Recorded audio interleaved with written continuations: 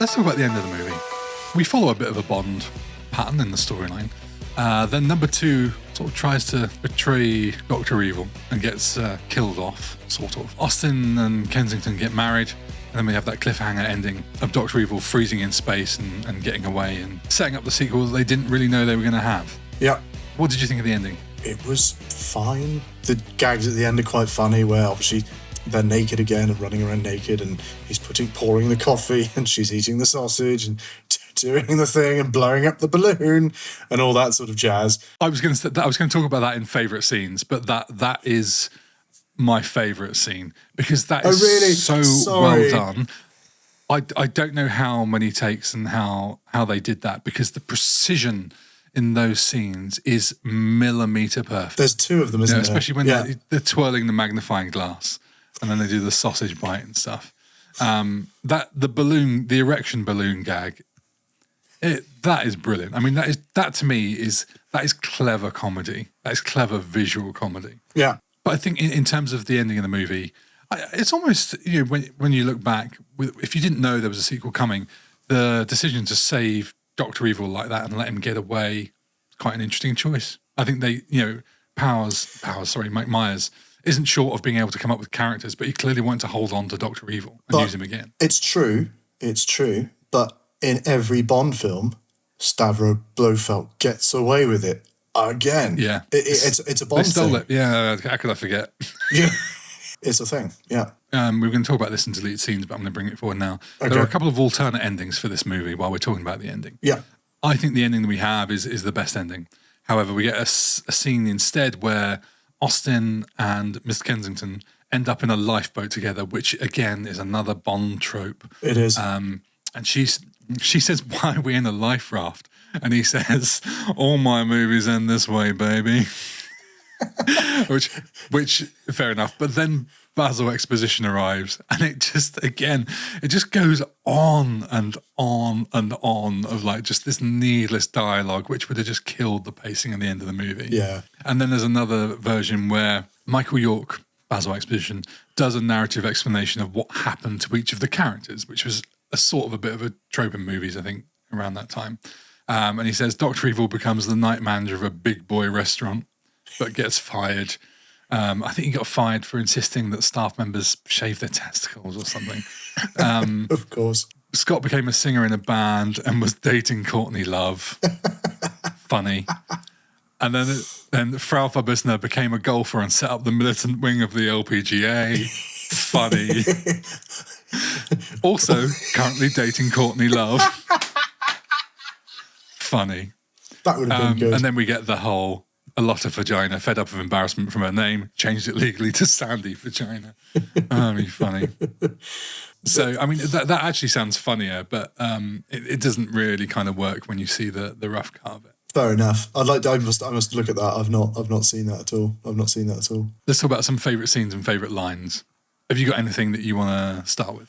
Oh man, my favourite bits at the time, I think, were the whole sherbet or everything seems to be in order. But even today, I still use the "and I'm spent."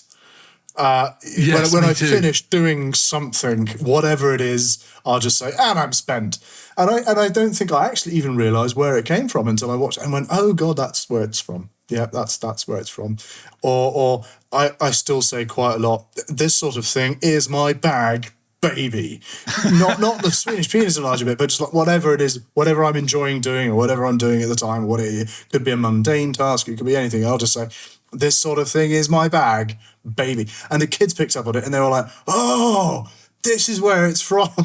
Because they're hearing me say all the time, "This is where it's coming from," I have a career in photography and I have used "you're an animal, give it to me" while I'm taking photographs. I think most times I've used it has been out of sheer desperation or fun.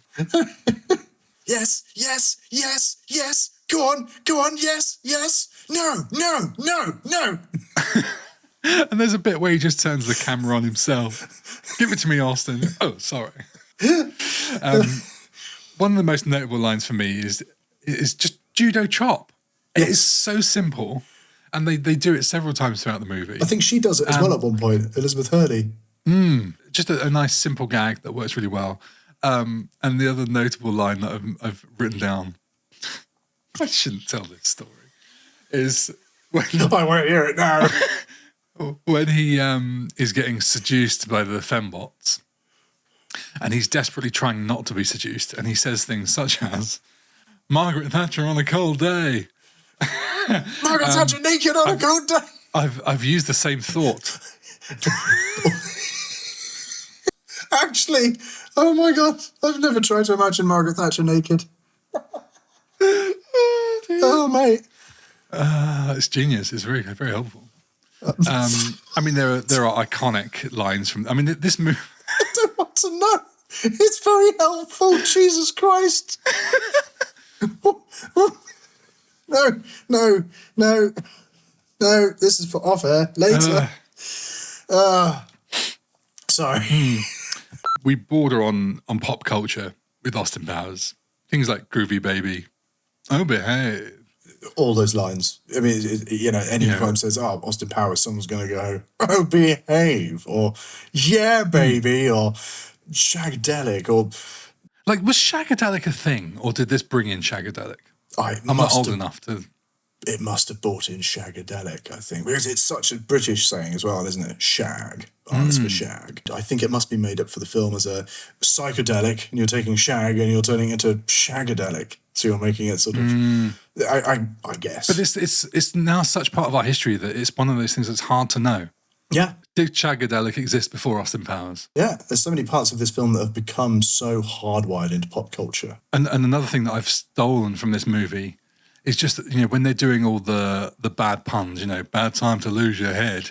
I do that all the time. Any opportunity I've got to do that kind of gag, I'm doing it. Yeah. And I'll do it for too long as well. It's such a Bond thing as well. Like, he got the point.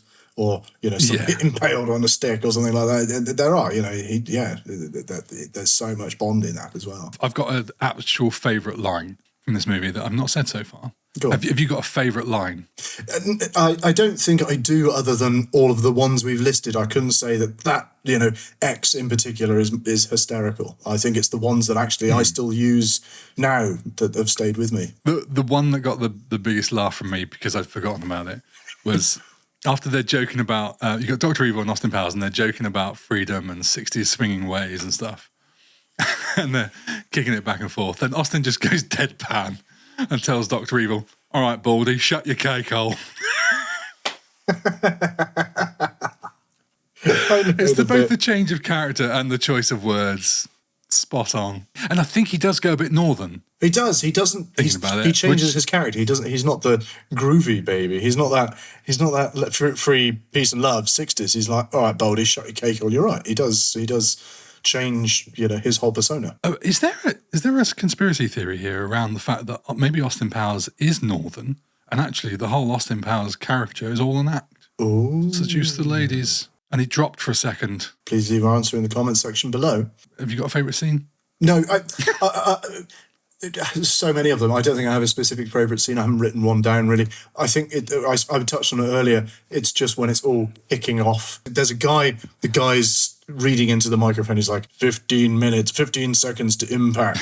And everything. And there's a shot of him still, counting down into the microphone. He's covered in, dirt and stuff that's fallen off the ceiling. And he's still 5 seconds to impact, and he's still sat there. That's his job. It's just silly. Again, that slapstick gags that happen. There's so many of them. Now, look, we are running out of time. Let's move on to trivia. Have you got any trivia you want to go for before I absolutely rattle through it? Just the Andy Warhol bit. There's an actor playing him who pops up in the electric psychedelic Pussycat Swingers Club. Olive picked up on him instantly, which I thought was really, really cool. She's studying art at the moment, really into art, and she's like, "Oh, Andy Warhol," because he was holding his Campbell soup. And I was like, because he's holding, she's like, "Yeah, he's holding the Campbell soup, Dad." I was like, "Yeah, all right, fine. Yeah, no, okay. I'm not going to explain this one at all because you know what you're talking about," which is really cool. I really, really like that.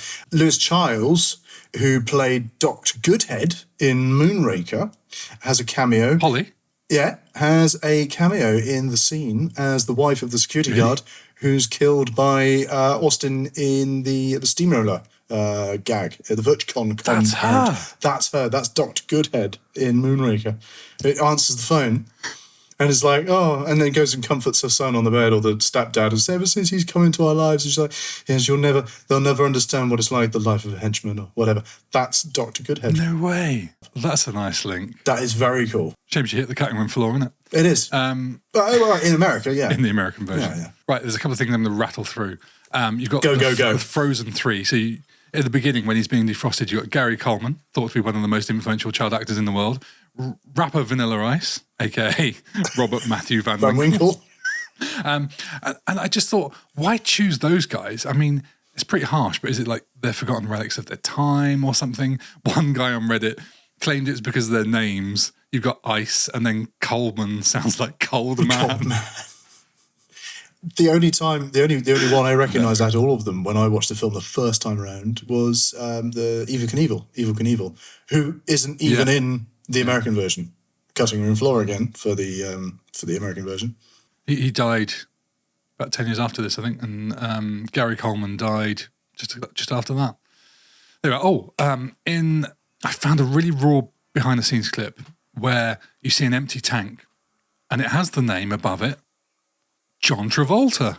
Ooh. Who, this would have been not pre-Pulp Fiction, is it? No, this is... Oh, Pulp Fiction was 96? It must be around... 94. 94, Jesus Christ. I wish I clearly don't know my dates. So, yeah, not a million miles away. Yeah, I'm just wondering why they chose that when he's obviously come back.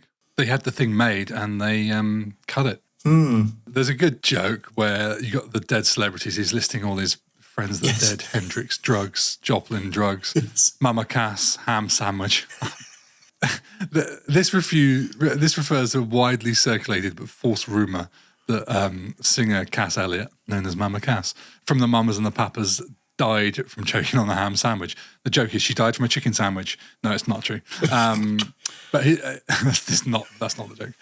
Her daughter put out a clarification saying that she debunked the ham sandwich story, saying that while there was a sandwich present at the time of her death, she did not choke on it. Right. Sort of an odd clarification for a death notice, really, isn't it? Okay. Anyway, but that whole scene, like when he tries putting the CD on the record player and then pumps up the shoes. What happened to Reebok pumps? Right. Where we used did to they call go? them pumps, didn't we, as well? They were like $170 at the time. Or something. They were banned at school. No one was allowed to have them. Oh, really? Yeah. Yeah. I read a thing that said it was they were so outlandishly expensive that it led to a moral panic in the national newspapers. But there we are. But Reebok did briefly pull ahead of Nike in the market share as a result. No way. Number 2 is a sexual deviant. Did you notice that? He plans on doing a runner at the end of the movie, and he's got a fembot in the suitcase when he walks in to the group scene where he turns the gun on Dr. Evil. I did wonder why he had a fembot in the suitcase. And the band Ming T, their name came from a really obscure 60s movie with Ursula Andress, according to Susanna Hoffs, the film called The 10th Victim, which features the fictional Ming T Company. Wow, Ursula Andress, obviously the OG Bond girl. Now, look, we've talked a bit about deleted scenes and alternate endings, all that kind of stuff already, so I'm not going to drag any more onto that. I'm just going to jump straight to our tier list ranking. Yeah. S, A, B, C, or D. Now, we've agreed on Lethal Weapon. We both said that was an S tier movie. Completely and utterly. That is the only one where I think we've actually agreed in any way. Yeah. Where are you going with this? Oh, man. I'm going to be honest. Right now, I don't know what I'm going to say. Neither do I. And this is the thing. I try to leave it, actually, when we do these podcasts. I try not to give it a rank until we get to the end. And I try and think of it as after we've talked about it as well. Because I think after we've talked about those bits and pieces, it's cool to give it a ranking after that. And it's true and it's on the fly. Look, I was scared to revisit this film. I won't lie. When you suggested it, I thought, oh my God. Because I've not seen it since I was 18 or 19, and it was around about the same time as, I don't know, American Pie and all those sort of teen movies that are very sex jokes. And I was expecting a lot more sexual innuendo than actually was. I thought it was going to be ruder than it was. I seem to remember it being ruder than it was. I think perhaps there's a bit more innuendo in the Spy Who Shagged Me in the second one. It was a huge part of my growing up and my adolescence. I can't hate it in any way, shape or form. Some of the jokes are a little dated, but they're still very, very funny. My kids had a wicked time watching it with me. They thought it was hysterical. I thought it was hysterical. I wasn't let down. I'm going with an A. Oh, interesting. I still love this character and the franchise, but I'm 43 now, and some of it doesn't land the same. Yeah. Right? But it is iconic. It's a piece of cinema history. Yeah. And at the time, we had so much fun with this. It was so did. silly and so refreshing. If you'd asked me to rank this without watching it again recently, I would have said A, if not maybe even S. If you'd asked me to rank it when I was 16 to 26, it would have been an S. Yeah. Now I'm torn between A and B, I'll be honest. Really. It's a difficult one, it is. And it's only just an A. I'll give you that. It was nearly a B, but I can't. I loved it. I think it's very funny. You can see they all had a lot of fun making it. It was very bombastic, silly, wonderful. It is an A for me every day of the week. I know a lot of people think Goldmember is the finest. Austin Powers Faja. Yeah, because you have a Dutch partner, don't you? I do. Has she seen? And she actually found that amusing. Not at all racist in any way, shape or form. I'm going to go with a B. Oh, fair enough. I'd hate to agree with you. That's my son dying in the background. I do apologise, everyone. Keep it down while you're dying. I've been badly shot in the arm. If you just give me another spoonful of cowpole, I'll be fine. And there we are. Right, we'll be back in 2 weeks' time with the movie from 1995. 95. Did we say? Which I couldn't believe. So give us a clue, AJ. What's in the box? Do you want to do that with a bit more gusto? Well, yeah. What's in the box? I could. What's in the box? What's in the box? I'm not sure I even want to do this film. It's dark. But anyway, please leave us a review on your podcast platform of choice. You can find us on YouTube, Instagram, Facebook, and TikTok at Rewind Classic Movies, where you can drop us a plethora of hate. Drop us an email at rewindclassicmovies@gmail.com. And in the meantime, if you want to listen to more things about Austin Powers, I'll be doing a fast forward episode to look at what happened after this movie came out, which includes Austin Powers Faja. So that's out next week. Goodbye. Goodbye.